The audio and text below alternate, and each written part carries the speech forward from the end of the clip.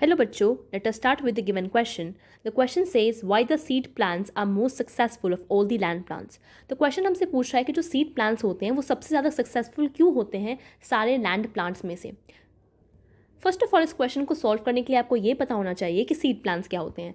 So the key concept involve in this question is having the knowledge of seed plants. देखिए, seed plants नाम से ही पता चल रहा है वो प्लांट्स जिसके अंदर सीड्स प्रेजेंट हो.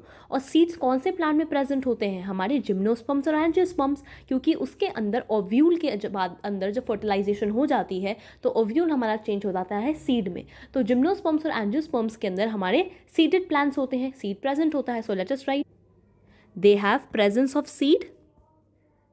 Example,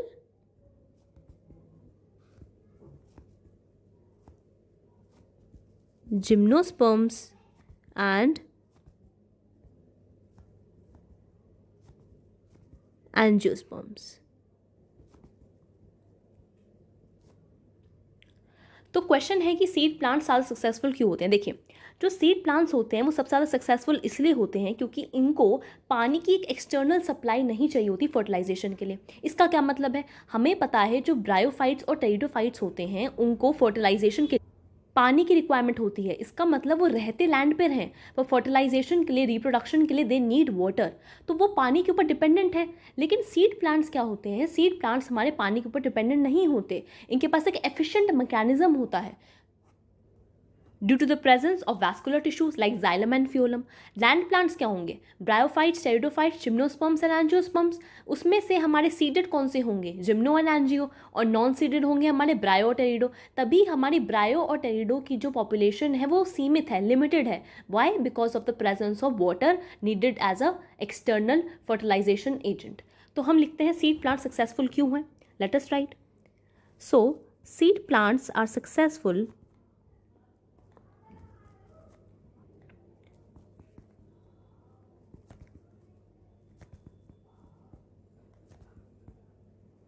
due to the following reasons.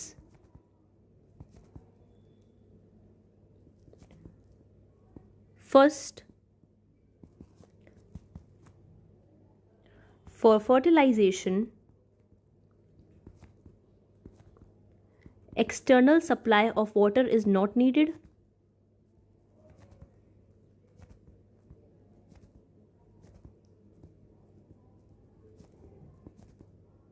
Second,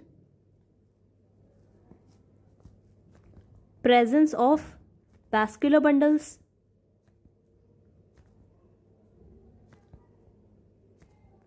Which is my xylem and phloem.